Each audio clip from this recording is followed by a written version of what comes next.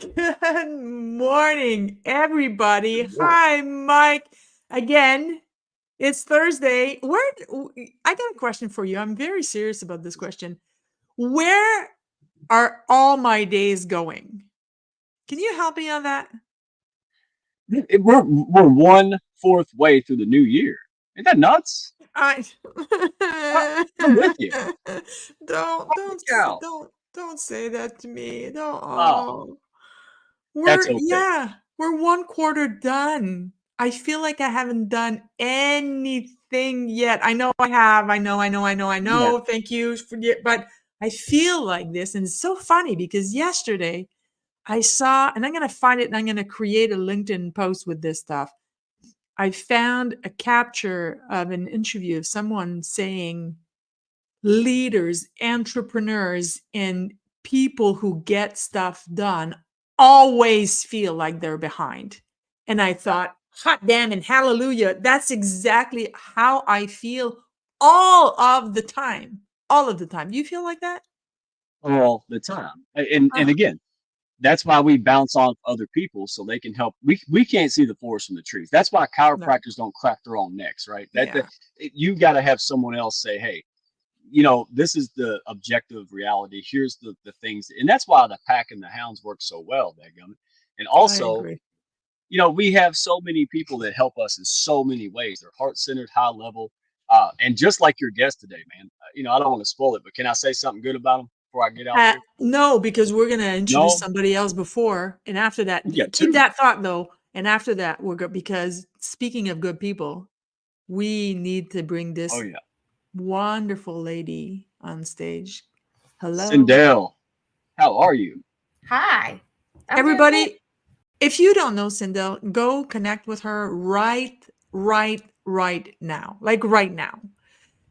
You are so freaking amazing. It's not even funny. The entire world should know you. And that's why I wanted to bring you on today and to tell the world, what do you do, Sindel? How can you help people? Because you have such a great heart. I do a little bit of design work and a little bit of editing and a lot of bit of editing. I'll go back to that. And some um, video work as well. And a little bit of behind the scenes on some live And stream. and you are so freaking amazing at this. You're a natural. I mean, you were live behind the scene last week running my show. It was your first time on StreamYard, and it was as if you had done it your entire life. And I show up today, and everything's done. The banner is done. The ticker is done. Everything is done. And guys, seriously, go hire this woman. Seriously, before before you can't afford her. Yeah, yeah. Start right now, Mike. I'm talking to you. I know. I'm going to steal her from you. Yeah, you already know. We're going to dogfight in the hounds, right? So, and here's what I love about it, real quick, is she comes in, right? It looks like all of us. We have challenges and things we're facing, and she just goes and does exactly what you're supposed to do. She's the embodiment of the pack principles. Because you come in, she connected, she tried to give value, she got attention in the right way, and then now I hear her name all over the place. And guess whose attention she's got? Because I'm like, wow, if all these people are saying these great things about her, it must be true. And that's the pack principle. They listen, I'll get off here. They expect us to say we're great. They don't expect a lot of high level pros from all these diverse industries and backgrounds to say that we're great, and it's authentic as hell. That's why Yeah. I love Sindel, her putting herself in there, not crying all the time, making things happen, right? Yeah, she cried a little bit. We all do, but then we come together and we band and we work together, and that's it. So thank you, Sindel. That's what you're supposed to do. And all I did was create an ecosystem like you all to connect and make things better. This is why I love living a dream. This is exactly because you're great. You just need a little bit of support and boost, and now look at you. You're flying. That's exactly what the pack is. So DM me, DM the pack, DM Isabel, and hey, don't do this shit alone. All right, don't No. plug into us, man. We want to push people up. We want to be there for them. We're not perfect, but dadgummit, we put each other first. Period. And Mike, as usual, you made someone blush because Sindel is like, "Oh, take me off stage, please. Take me off stage, please. Let me Take go me in the off back. Good. Like, go back to the back. You earned it. You earned it, and that's what Yes. you earned it. And look, I don't blow smoke, but when I see great things, I promote great things. That's why Scott Raven is here. The guy is a gold mine. He's the embodiment of it too. And dadgummit, that's why I love it. The guy's always asking, "What can I do for you?" He plugs in, he takes on tasks. Well, absolutely, we're going to promote that guy. He needs to be out there. Hey, Mike, if we're going to talk about him, let's roll the intro and bring him on stage, shall we? Look at me messing up your show. Yes, ma'am. Yeah, well, you show. do that every week, so I still love you. Thank you, I try. Sindel. Thank you for being Thank here. y'all. And Bye, let's guys. roll the intro.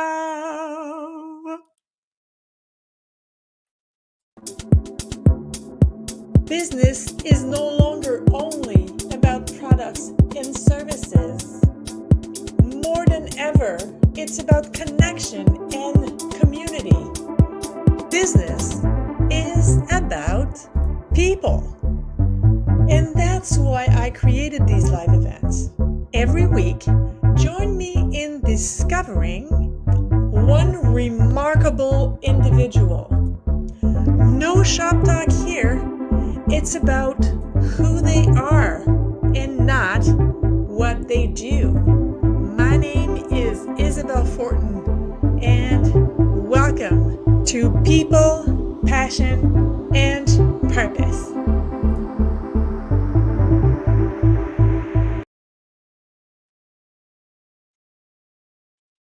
What's going on?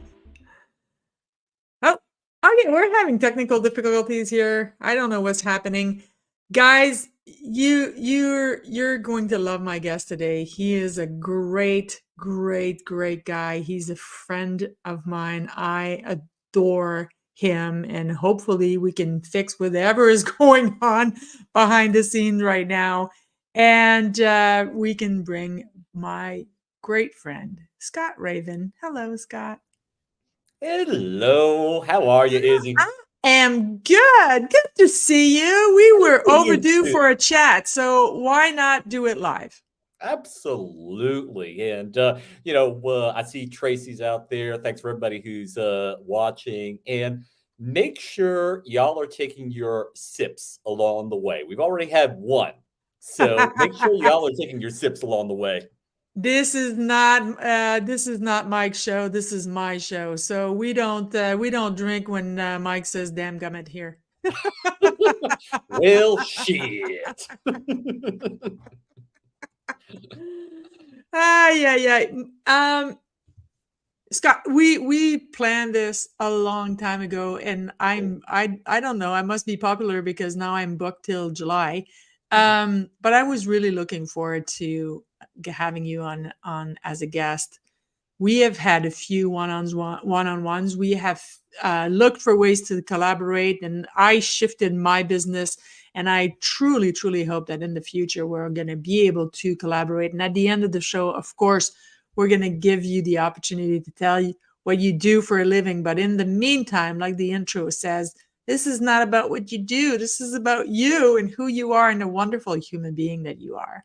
Well, thanks so much. And it's my fault, right? It is March, which means that I am constantly at the baseball diamond. My son, who's in middle school and part of the middle school baseball team, he's got me traveling all around Georgia. So this is usually the time where I'm running around like a chicken with my head cut off, trying to work on my business and also be present as dad for him. Yeah. And also for my daughter, who's big into performance arts. She's doing her play in a couple of weeks. So, it's a fun thing to balance, right? It's a good problem to have.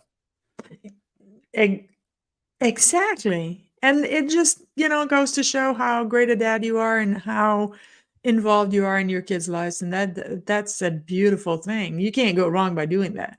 Oh, no, you can't get that time back, right? And, No. Eventually, they're going to get to the point where they start looking at you cross-eyed and say, Dad, you're so cringe. Just leave me alone, right? So I'm going to take this time while they want me around in order to be a part. Well, that's the greatest thing because you're right. You're not going to be able to have that time ever again, right? That is So yeah. That is right. So my first question, Scott, it's always the same question for every guest, is who, dead or alive, has had the most influence in your life and why? Sure. So the direct answer to your question is a wonderful executive coach by the name of Amy Baylog, who helped me find my center. But in order to indicate why that is, we have to back up the truck a little bit. So Mm. I was in corporate America for the longest time here in Atlanta, doing what we affectionately call here the Atlanta rotation, where you jump from large company to large company to large company, bigger titles, bigger pay, more responsibility, etc. And you feel like you're on top of the world because you are just ascending up the ranks in terms of going after that shiny brass ring. And there's nothing which is going to stop you. Absolutely nothing, right? Until I met my stop, right? So my stop occurred in 2017 as I was impacted in a reduction in force as a result of a large multi-billion-dollar merger that happened. And at that time, I didn't have mindset, I didn't have skill set, I didn't have emotional strength. It was a very cathartic relief because it was a very toxic situation, to be honest, right? But in terms of really handling the void that was a big part of me because that job had become such a large part of my identity, I didn't have anything, right? And so this wonderful woman named Amy Baylog was referred to me through a mutual friend. And so she took me on a 6-month transformational journey in order to help me find my center and what did I want to lead with. And it's very critical that she came into my life at that time because at the exact same time, because of this huge void that I had in my life, I was experiencing significant depression, which was being caused by alcoholism. And it came to a head on December 21st when I was experiencing severe chest pain, severe back pain, severe pains in the back of the head. And that after we picked up the kids from daycare, I talked to my wife and I'm like, I think I need to go to the hospital. And so we go over to the hospital. They wheel me back into the ER. They take my blood pressure and it is 180 over 110. Holy crap. Yes. Yes. Fortunately, they run a series of tests just to make sure it's nothing which is got to be dealt with immediately. And all the results of those tests come back and say, no, you just have severe hypertension, right? But I'll never forget that while I'm waiting for those tests to come back, that my family is allowed to come back and see me. And here's my son. He's 7 at the time. And all he sees is dad laying on the gurney, right? Because something's wrong, right? Because why would I be in the ER? Yeah. But he doesn't have any idea what's going on with me. And I have to sit here because you never know what these tests are going to reveal. And I myself, God forbid, this is the last time he sees me. What do I want to say to him?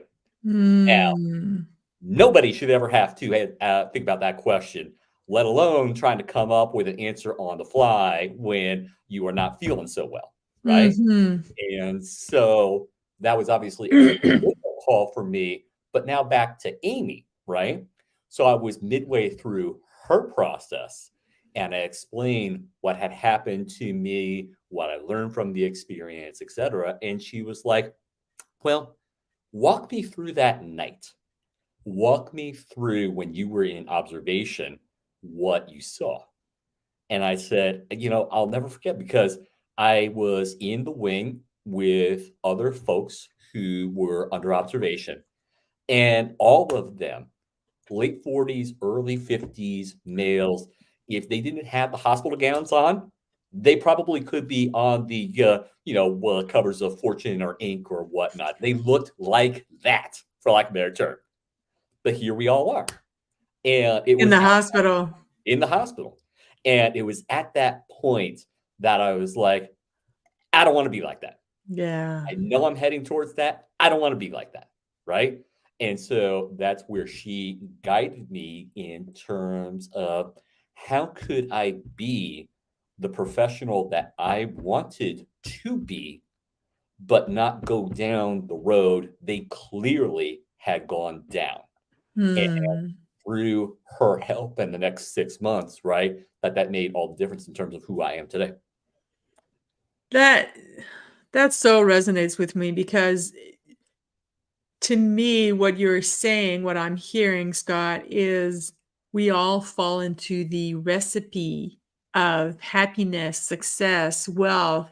And I'm not saying wealth is not okay. That's not what I'm saying, but it is applying someone else's recipe, chasing the carrot, that we lose ourselves. I agree. And it is so obviously this is going to sound a little bit funny because like I'm glad you went through this experience in the hospital, not because I want you to, be physically ill, but because that sounds like it was a pivotal moment in the way that you looked on the impact you have in your life. And of course, I'm not a parent, but I can very easily understand that the best impact that you want to leave is on your kids' lives. You absolutely do. And for me, it's a case, and I tell, my son and daughter this all the time, that my greatest happiness will be to see them do better than I have done. Right. And That will be my greatest happiness. Right. yeah. And I didn't realize that until very late in the game, because much like you were saying, right, you get imprinted with Yeah. that definition of success, not only by society, Yeah. but also given my upbringing, because my father, very, very successful business person, was C-suite, with multi-billion-dollar companies, right? And so when you live under that roof, particularly being the oldest, right, that is your marker. That is your target. You're like, okay, this is what dad does. That's what I'm supposed to be. Yeah. Right? Yeah. No. You're supposed to be you, and you're supposed to be your own definition of success, not what other people say, not what society says, right? And it's so hard to hold on to that in the face of people who would challenge that, who would say, I think you're wrong. Why aren't you doing this? Why aren't you doing that? Right? Well, they're not the people when you wake up in the morning who are looking at that mirror and saying, oh my God, who the hell is that in the mirror? Right? You got to take a look at you. Yeah. Right? And you got to say, I love the person that I see in the mirror. That person is my best ally, not my worst enemy. Right? Because you can't fake yourself. You can fake everybody else, but you can't fake yourself. Yeah. And it's so funny because in what you just said, what's popping in my head is in one of Bob Marley's song is you can cheat some people some of the time, but you can't cheat all of the people all of the time. I don't think it's the word cheat, but yeah, and you're so absolutely right. But it takes time and it takes failing before we realize, like when we were 20s, we don't have the emotional intelligence. We don't have the distance from ourselves and from our family dynamics to understand how much we are impacted by these family dynamics. So for you, it was 100% natural that you were just, well, that's what dad did. That's the model that I have. So that's the model I'm going to follow because, hey, he succeeded. So maybe that's the recipe for me. And that all happens on such a deep and unconscious level that it takes us falling flat on our faces, get sometimes a lot of cuts and bruises to say, wait a goddamn minute, this is not working for me. That's right. And that's right. For most people, I don't know how old you were when you've had that experience in 2017, but for most people, this happens like way later in our lives. It doesn't happen in our 20s, certainly not in our 20s, rarely in our 30s, and most of the times is 40s, and if not late 40s and 50s. And when we realize that there are more summers behind us than there are coming in front, and we go, holy crap, if I don't do anything like now, this shit ain't going to happen ever. It's funny that you say that. I'm thinking to that time in my life because I was not only working with Amy, but as a product of the Severance, the company that I had been working for, hooked us up with a outplacement service in order to aid with, job reentry, for lack of a better term. And the people that I was with at that time, just like you said, they were all older, late 40s, early 50s, etc. Right. And I could just hear the despair. I could feel the pain because even though they were making progress towards their job reentry and finding something which was going to satisfy them financially, right, that none of them were enthused by it. And I felt that the reason that none of them were enthused by it was because they had gotten to the point where employment was a means to an end. Yeah. And that's not a way to live, in my humble opinion, right? Because then you're trading time for money. Yeah. Well, focus group of one, me, time is the more important asset, not money, right? Yeah. You can make money, you can lose money, etc. You cannot get time back, right? No. So you want that time to be as valuable as possible. I love that. And I think that that's going to be the segue to the next question. But I think that one of the best way to connect to that and to create a better work environment or even work period for ourselves is our passions. So that's my next question is what is or are, because sometimes we have more than one, passions, but more importantly, how did you discover them? Well, let's pick up with where we left off on the last question, which was Amy Balog, because Amy Balog ran me through a number of assessments, but one of them helped define a series of what are called archetypes. And that my archetype, my trio, was healer, altruist, builder. So I enjoy being able to be service of others where I can help ease their pain. I love it when I do things for the greater good. And I love to construct where something previously didn't exist, right? And so as we fast forward a little bit to the chain, I eventually re-entered the workforce only to have that position eliminated in a reduction in force. And I came to a critical junction at my life. This was in the middle of 2019, where I was like, okay, I can do the same thing. I re-entered the job force once. I'm going to do it again, right? I could do that, right? But nothing was driving me that way. Nothing was saying that the pursuit and the inner aura was lending me that way. And I really wanted to fulfill that healer, altruist, builder element that I had discovered with Amy in terms of who am I? Now, here's the trick of it. I pursued it, but I chose the wrong vehicle. Now, what the vehicle that I did choose was that I had joined up with a franchisor who was trying to rapidly scale up their foot presence in the martial arts space. I was well respected in the industry. They had good track record in terms of the existing locations. Financials look good, this, that, or the other, right? And at the same time, my son was involved in martial arts and enjoying it, right? And so I look at all this and I'm like, all right, the universe is clearly sending all of these signals that I should do this, right? Clearly, right? What I learned from that experience, long story short, was that I chose a path that was not aligned with my power. I chose a path that was not aligned with my zone of genius. And for anybody who's ever had burnout, for everybody who's ever had that, oh my God, I just can't get myself to do this, right? That's what's going on. Everybody on this planet is better at doing certain things than others. Everybody, Yep. right? Yep. And in Absolutely. order to economize your time and your energy to make that as valuable as possible, right? You got to find the things which really light your passion and that you can do easily.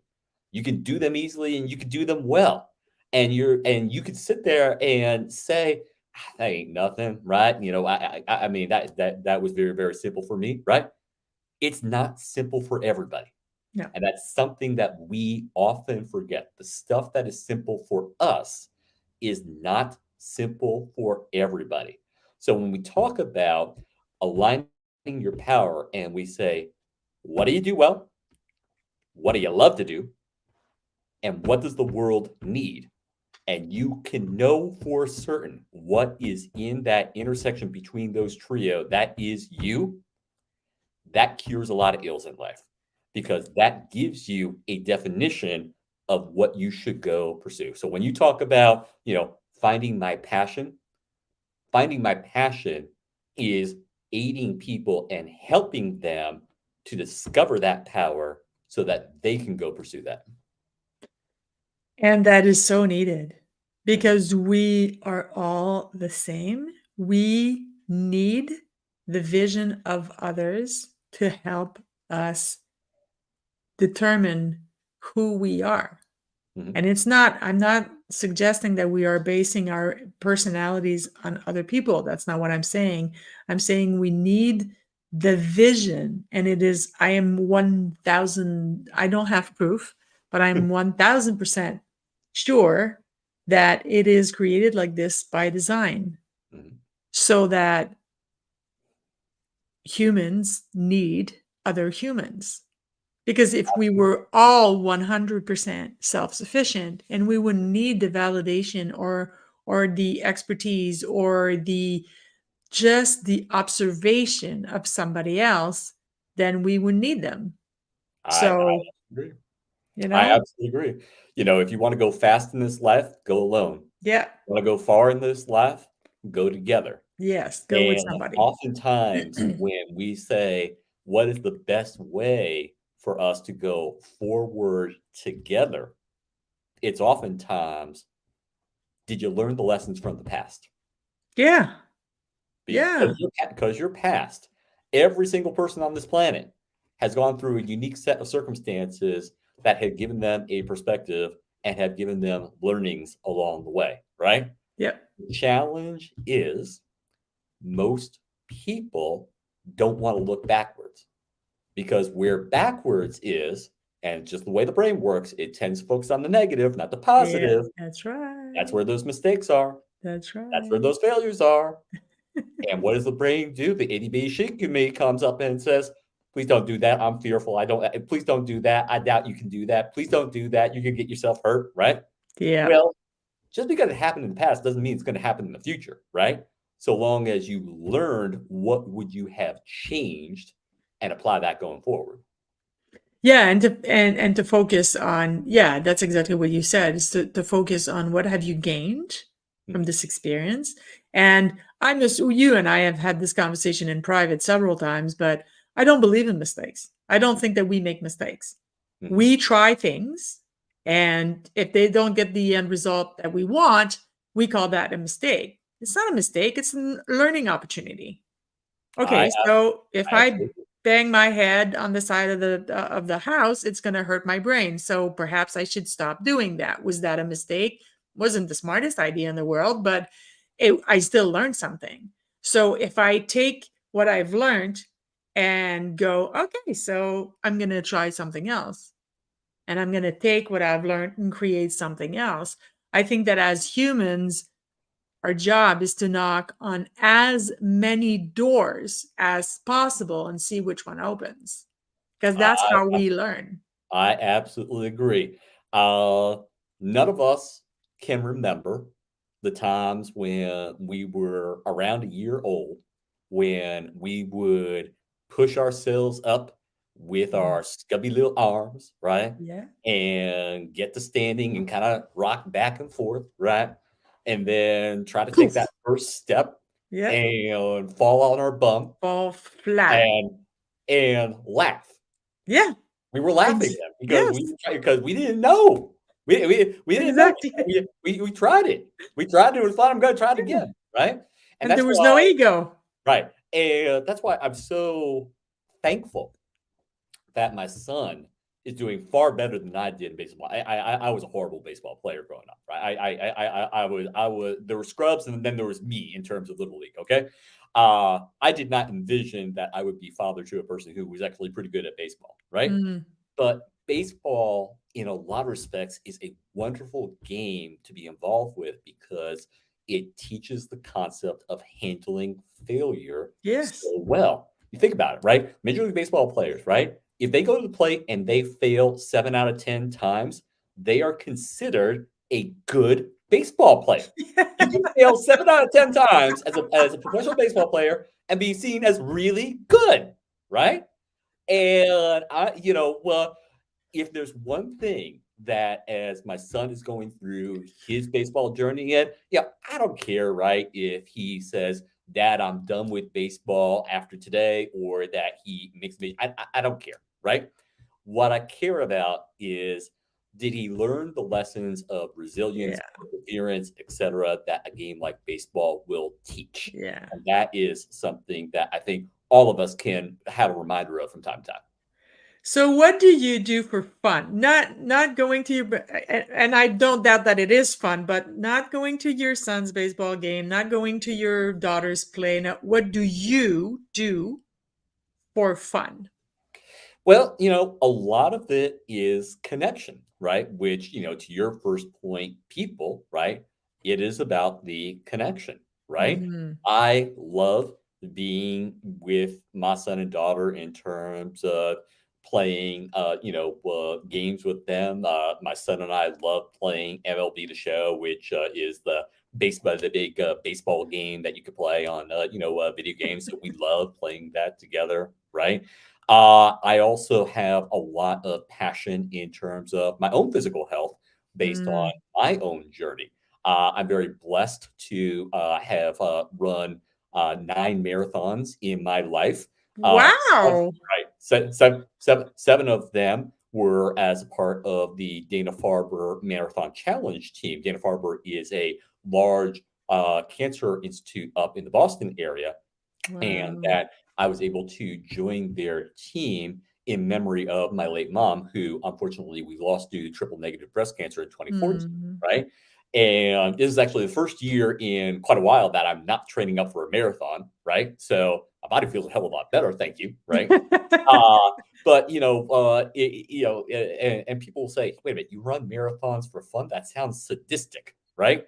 Which I would say, It's look, fun for if you. I were at this part of the training calendar where I'm doing my super long runs before the marathon, you're absolutely right. I would be basically like, oh my, why am I doing this again? Right? But I tell you, when you get to race day, and particularly races which are as well packed as the Bostons, the Chicagos, or the Marine Yeah. Corps, right? And that you have all of those friends, family, etc., cheering you on, right? And that you feel the pull of the crowd and the energy and the vibrancy, even though your body feels like shit, right? That after about 20, your body feels like shit. Yeah, Sorry, it's a mental thing. right? Yeah. But you're being drawn in by the fact that everybody is there with you in such a supportive environment, and that's just pulling you to the finish line. One of my best memories was the 2018 Boston Marathon. This was right after I had my health scare that we talked about earlier. Right? Mhm. And I was still dealing with the ramifications of that because I had not gotten on the right set of meds to deal with the underlying anxiety element of it, right? Sure enough, we come up to race day, and it is the worst conditions for the marathon in about 30 years. Leading rain, temperature of you're on the metric system, so I'll put it in Celsius. That's okay. 2 degrees Celsius, right? Okay. Which is what it is today. Right. And driving wind straight in your face. Oh, goodness gracious. And and people are like, dude, you ran 26.2 miles in those conditions, right? I was like, yes, I did, right?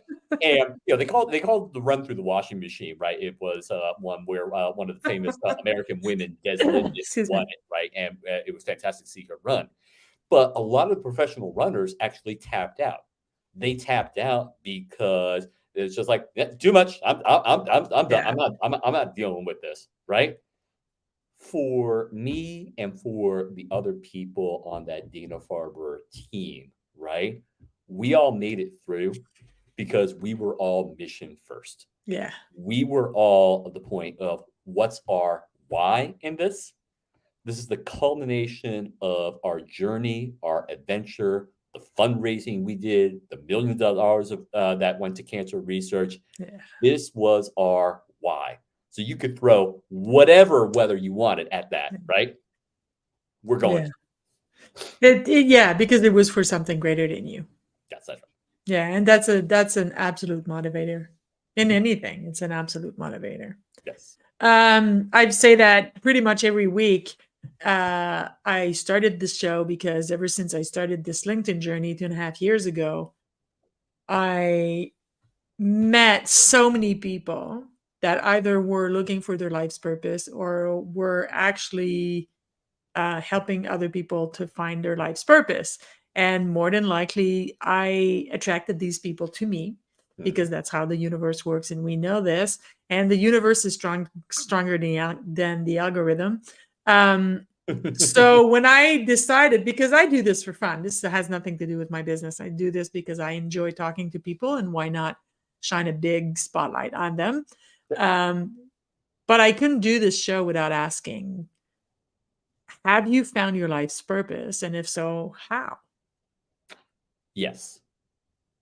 And how I found my life's purpose was to conclude the professional arc when I came to the difficult but necessary decision to exit the franchise operation, which is not an easy decision. It's not just the financial that you have invested. It's your emotion, it's your time, it's your predisposition to say, I'm not allowed to quit. I'm not allowed to call myself a failure, right? Well, fortunately, I had some very strong people that I had met along the way who taught me a few things that reminded me about the fallacy of sunk cost in all of its forms and allowed me the wisdom to step away from that in order to reflect, learn, and then say, what's the next adventure? And so I took all of that I had gained, and I took some time to really do the self-reflection journey and to study what were the lessons learned and to talk to who was in my tribe at that point, and then turn my mess into my message. Now, it's gone through about 4 or 5 iterations. That's okay. Right? Much like you, right? Yeah. I didn't come out with the right brand positioning, the right message, etc. Right? And I was not attracting the people who I wanted to attract. Right? But you just go through the process of getting a little bit smarter, getting a little bit stronger, getting a little bit wiser every single day. And then eventually the right people show up at the right time, which obviously that's how you and I got connected to each other. Thank God for that. Mm-hmm. I love that. It resonates 100 million% with me, because I think that when you're not attracting the right people, that is the universe telling you you're not on your path. You're not doing the wrong thing. You're just not on your path. Right. So when you are on your path, the right people shows up. And go ahead. Sorry. Oh, no. I'm sorry. I could go.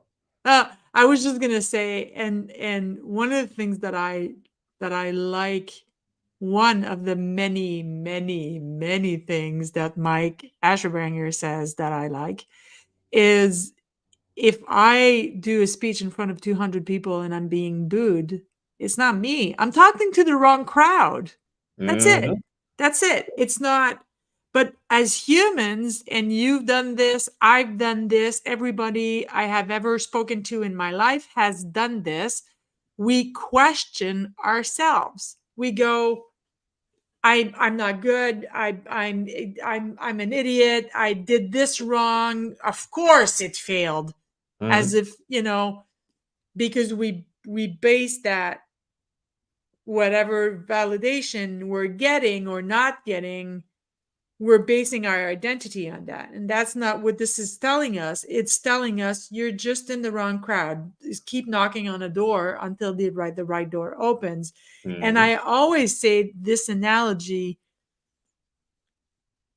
when when a salmon is climbing upstream, and it jumps out of water for half a second because it's trying to gain ground, for the half a second that it's outside the water, it doesn't wonder if it's still a fish.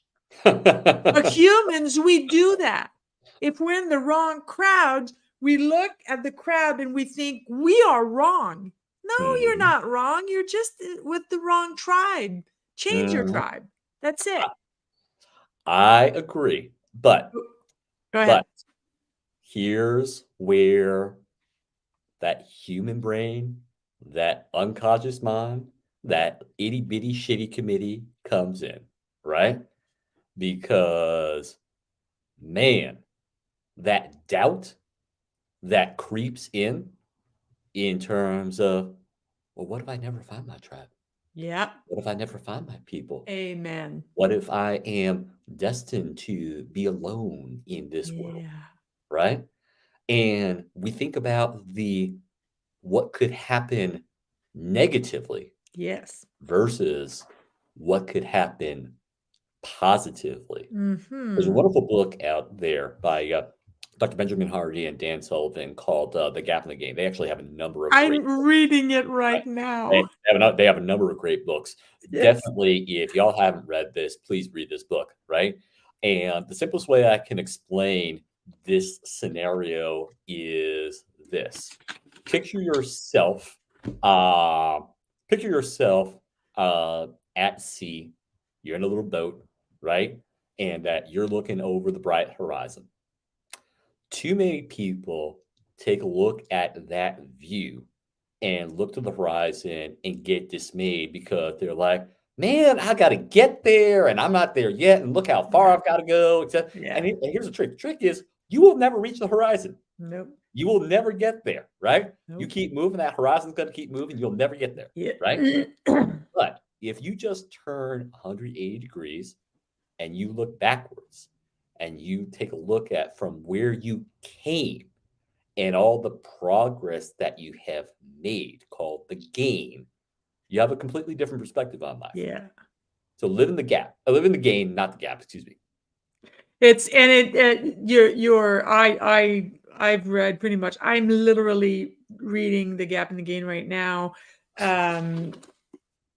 Yep, I've read that too. That's a phenomenal book as well. It is. It's a great book, and I'm going to brag just for a second. Dr. Benjamin Hardy sent me this book himself. Oh, fantastic. Yeah, I connect with. He's the most approachable guy on LinkedIn. I tagged him when I was reading Your Future Self Now, Mhm. and I put it just because I liked it, and I tagged him on my post, and I was talking about that book, and he connected with me, and he sent me a DM. He says, "Hey, listen, 10x is easier than 2x just came out. Yep. Is it okay if I sent you a few copies, and you can share with your family and friends, and give me what tell me what you really think about it." And he's the most approachable guy on LinkedIn. Seriously, if you haven't connected with him, I really recommend you do. But But yeah, you're right. And our brain plays tricks on us, and we have to let our ego aside a little bit, and we have to be willing to look at whatever we've done wrong in the past, draw the lesson from it, and just move forward. And the best way to do that is by looking just to see how far you've come. Because life is hard, dude. Life is hard for everybody. Everybody has a story that can break your heart. Every single human, 8 billions of us, we all have a difficult story. Yep. So you can only know how far you've come by looking back, but by seeing the lessons and what you've gained, and not look back and say, oh, I did this mistake and I did that mistake, and this is not what this is about. So I love that. I love that. I knew I was going to love talking to you, because I always do. I'm loving this too. I mean, so a fun little fact about me, right? So I was born on the exact theatrical release of the original Star Wars movie, A New Hope, right? And so obviously I'm a huge Star Wars fan, right?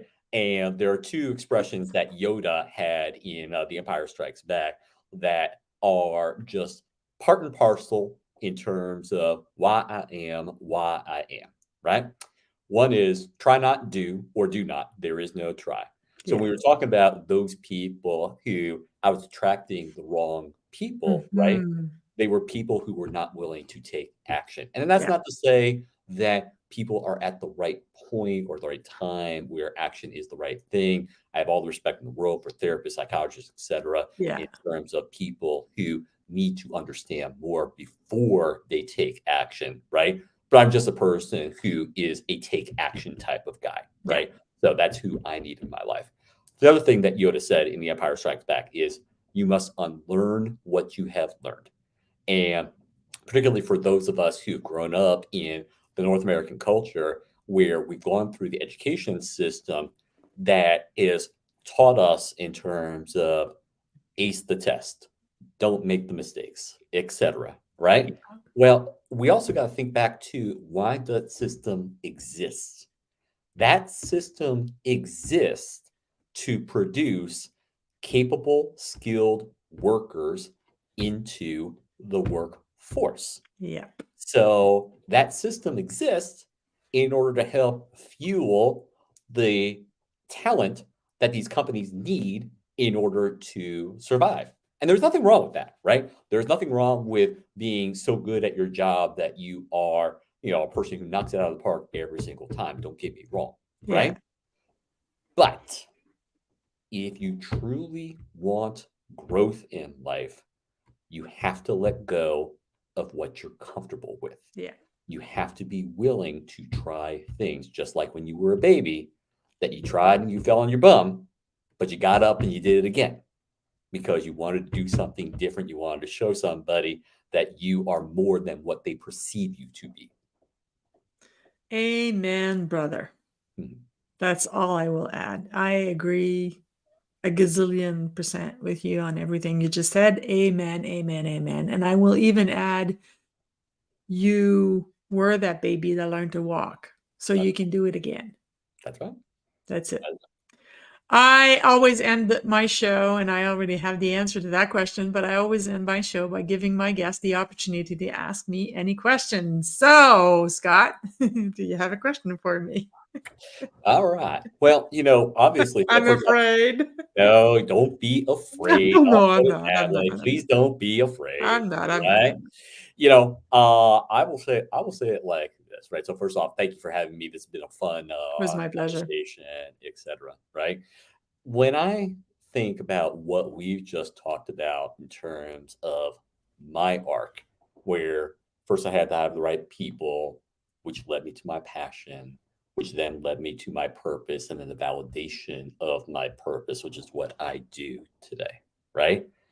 When you think about your journey and you reflect on all of the sequence of things that had to come into place in order for you to be you and present in this time, you look back at it and say, how the hell did that happen? how the hell did the universe put that sequence in place? Because it knew before I knew that I was supposed to land here. Oh, all the time is the answer to that question. And I even have an example for you. Mhm. So I owned a gym that I sold in the 1st of January 2022. And it's not called Pilates, but for the lack of having to explain what it is, I was a Pilates instructor. Mhm. And a lot of people would say, "You're such a great teacher." Where like they taught you this when they taught you Pilates, and I'm like, nope. I Mhm. learned to teach when I was 13 years old, and I was a member of the Air Cadets. Mhm. That's where I learned to teach, Mhm. and how you address yourself when you want the intention of the people who need the visual aid. Mhm. And how do you grab the intention for the people that you need to have them connect to feelings, either in their body or in their emotions? Mhm. And how do you use stories when you teach? And how do you grab the intention that of the hyperactive that are bouncing off the wall? Mhm. And I learned all of this in the Air Cadets when I was 13 years old. Now, I didn't want to learn it. I hadn't planned on learning it. That's what I did on Saturday mornings. I'd go to the cadets. And I went to the cadets because my older brother went to the cadets, and I liked him, and I liked his crowd, and I liked the people he was hanging with, and I had nothing better to do on Saturday morning but watch TV. So it was all coincidences. Mhm. And it wasn't until 3.5 decades later that I went, oh my God, like the Mhm. principles that I'm doing, that I'm using on a daily basis now, I learned when I thought I would never need that skill. And now I'm a public speaker and I still uses these skills. It's so interesting that you classify that event at that period of time when you were 13. The sage wisdom from people well smarter than I am, right, would tell you that up until age 7, you are being imprinted upon by Yeah. everybody around you, and that you're just basically a sponge. You're a learning machine. Yep. You are trying to say, okay, this is how the world works, for lack of a better term, and you're just taking it all in. From age 7 to age 14 is where you do your validations. You take everything that's been imprinted on you and you are trying to test in terms of what's true, what's not in your mind. So that time period where you had that Air Cadet experience at age 13, and you're going through that exercise to do the validations, which is now serving you even today, Yeah. right? Yeah. That's impressive. That's really impressive. Yes. It's there's an expression in French, and I'm not going to say it in French, but You can say it it in says French. tout est dans, I won't understand shit, tout est right? dans, But you yeah, can say tout it est in dans, French. That's tout. fine. What it means is everything is in everything. Mhm. Everything is interconnected. Mhm. So I remember getting really upset when I became a mindset coach. I would become somewhat upset when people said, "Yeah, but that's when I was a kid." Mhm. Yeah, but you're still that kid. It's still you. It's a continuous progress to this day, and it's not childhood is this, and then adolescence is this, and then young adult is this, and then it's not separate. We want to separate them because it makes us feel better. So okay, but before grade school, and then grade school, and then high school, and then college, and then no, that's crap. It's crap. It's the same journey from the moment you die to the moment you take your last breath. It's the same journey. So it is the universe, God, whatever we want to call it. You believe in what you believe in, and that everything is okay as long as you're not an asshole. But it's the universe knowing that when I was going to be 40 or 45, I was going to need these skills to teach people how to do certain exercises. And I've been a public speaker for a long time, and I use the same principles because humans have not changed. We have evolved. That is true. And we are getting more and more connected and more, thank goodness, more understanding about empathy and about the importance of being kind and gratitude and all like these good things. But human needs have not changed. They haven't. I tell you what has changed, and it's a shame, right? People have confused childish with childlike. And people need to remember childlike is a good thing.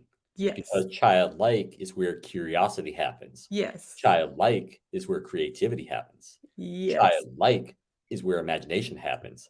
And if I ever need a reminder of that, my 9-year-old daughter will tell me as she's writing one of her stories and having me and telling me, and I'm thinking to myself, oh my God, child, you have a wild mind. I'll put it that way, right? But that's awesome. Yes. That's awesome that she is able to come up with such vivid stories and be able to express them. Yeah, and childlike is where joy is. That's correct.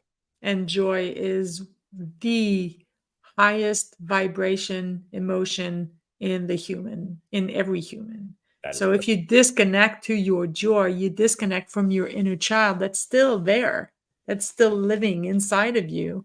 Mm-hmm. Then, you're looking for a bruising a little bit, So you and I could continue this conversation for more than likely the another hour.